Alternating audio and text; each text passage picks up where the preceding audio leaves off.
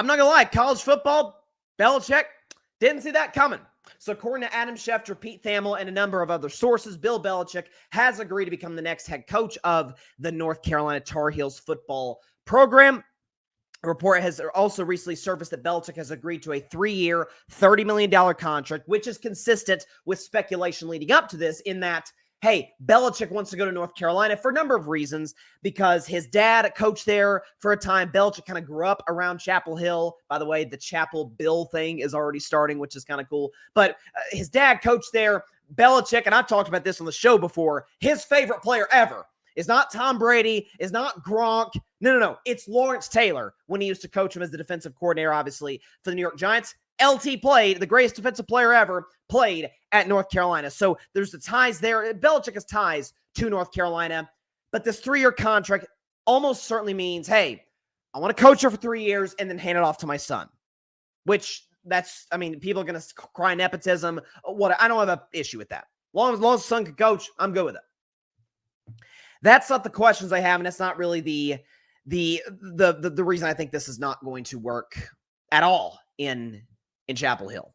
So college football, especially in 2024, it's always been this way, but especially now, I've often called it a different sport. It's a different business model. It is. Like the NFL is pretty simple as it relates to winning and losing games. You win enough games, you're the best among the 4 teams in your division, bam, you got a home playoff game, maybe better.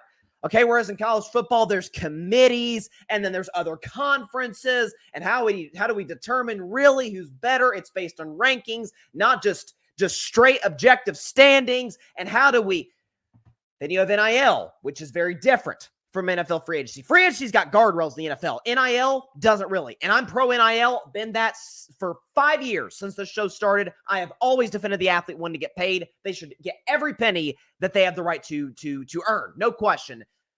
But athletes should not be able to transfer in the middle of a season. I don't love that at all. NCAA needs to fix that. The transfer portal, same thing, right? What I was discussing had more to do with the transfer portal, but NIL, transfer portal, kind of all ties into the same thing. I have 2 questions about Belichick. Number 1 is this, with him going to college football. With this being a different business model, college football to NFL, a lot of that stems at the top, the head coach.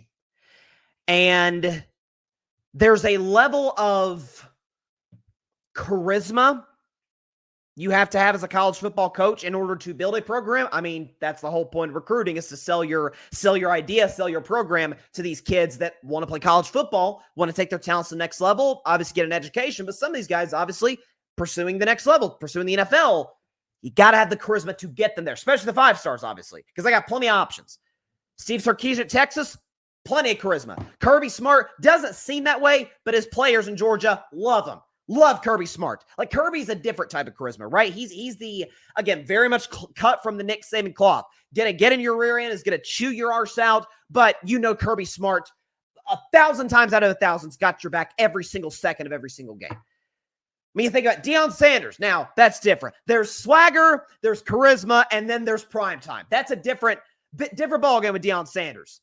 But look how quickly he's been able to turn around what was literally the worst team in FBS, Colorado. They were, the year before Deion got there, they won 1 game in 2022, losing on average by 29 points. They were awful, unwatchable, disband the program. Deion turns them into a 9-win team 2 years later. Okay, even Nick Saban, Belichick's close friend and an equally legendary coach. Obviously, Nick more in college football. Even Nick Saban, who's kind of, pardon the expression, kind of a hard ass, Nick Saban will still go out there and go boating with his players in the offseason, maybe go fishing. Like, Saban will kick it with his players during the summer when they're not in between the lines. Again, the charisma, selling your idea. We've seen the meme where he's recruiting that kid, and it's like Nick Saban, his wife, Miss Terry, and the entire family of this recruit doing like a Texas 2-step or something. Bill doesn't have that. Like, at all. Like, that was kind of the whole thing of New England, was all business, do your job, no days off, take one for the team, the Patriot way. That's why when Tom Brady went to Tampa Bay, you're like, Tom's kind of fun. Yeah, Tom, it took him maybe a smidgen too far at the Super Bowl parade in Tampa where he got like crazy drunk and was just kind of just all over the place. It's like, man, who's that guy? We didn't see him in New England when he was just kind of, going about his business, very CEO-like, which I'm a fan of, but I do think quarterbacks should be allowed to loosen up just a little bit, certainly to what more so than what Patriots players were allowed to, is that if Belichick did that in the NFL with grown men, who this is their job, like some guys, it's their job to show up, produce, make bread, whole thing. You're telling me that Bill Belichick, 6 years removed from his last Super Bowl, okay, 5 years removed, it's going to be 5 years removed essentially from the Tom Brady departure, now he's going to relate to 18, 19, 20-year-olds, 21-year-olds, who, by the way, are getting paid now through NIL. Again, I'm all for that. Not necessarily sure if Belichick is. He may be. I'm sure like he's North Carolina, Jordan, all that stuff is going to help him. So charisma, I have a lot of questions about that. And number two, this is what I got on Belichick on a lot at the end in New England. Obviously, particularly after Tom Brady, who was able to mask a lot of the flaws in the Patriots operation those last few years, get a couple Super Bowls there at the end. When Tom left, curtain's been ripped off. We see the Patriots for what they were at the end of the Belichick era, and that is outdated, one man with way too much power over personnel. Belichick botched draft after draft after draft, and kind of a mess. Tom really held it together. That's to say Belichick, when he came to Patriots, the NFL wasn't perfectly suited for what Bill was great at. We're going to be a ball control offense. We're going to run the football. Tom Brady's going to be efficient, and then we're going to punch you in the mouth, take the ball away from you defensively, make you pay for every single mistake. That can work, but you've got to adjust on the offensive side of the ball. It's a different league now than it was when Belichick took the job in 2000. We have questions about whether he's evolved at the NFL level. Well, college, again, different sport and certainly more offensively driven. Belichick going to be the guy that fixes that in North Carolina. Now, the good news for him, it could be good news, could be bad news, is that North Carolina, we know it as like a men's basketball school, right? Michael Jordan, all these legends that have played at UNC. But it's not a blue blood college football program. But it is still, people recognize the iconic logo. People know the colors, Jordan, all that.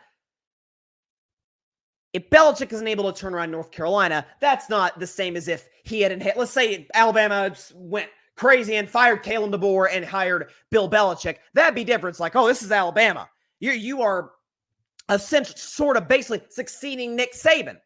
Right? Like, can you be able to adjust and all these different things? Can you inherit Alabama, win championships like your buddy Saban did? Different type of pressure.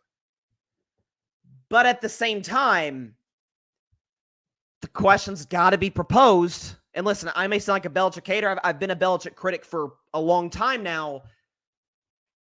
Last time Bill interviewed, the Falcons passed over him for Raheem Morris. And for the record, Bob Kraft, we know, one of the most powerful owners of professional sports. Okay, Bob Kraft's got some tight relationships with some of those owners. And remember that report that came out last hiring cycle that he was discouraging teams that needed coaches from interviewing Belichick?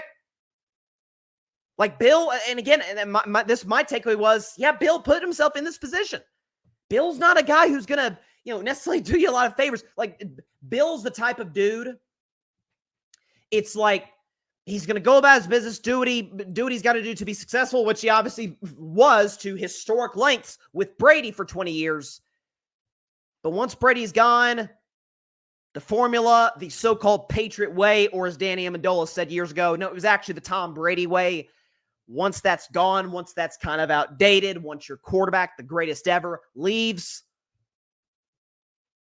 and you're grumpy, again, outdated, Robert Kraft's like, this isn't really working. We're not winning games, and I'm used to winning Super Bowls, and now we're struggling to win like 5 games.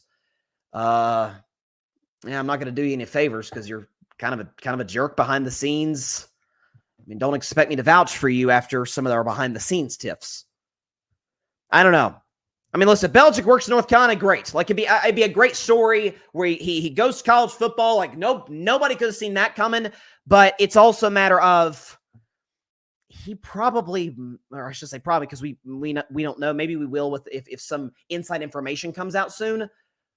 But maybe Belichick had the foresight to know, because Bill wants to coach. He's obsessed with it. He maybe had the foresight to know, yeah, Dallas may bring back McCarthy. Eagles are playing well. That could be a good job. The Bills probably aren't going to fire Sean McDermott.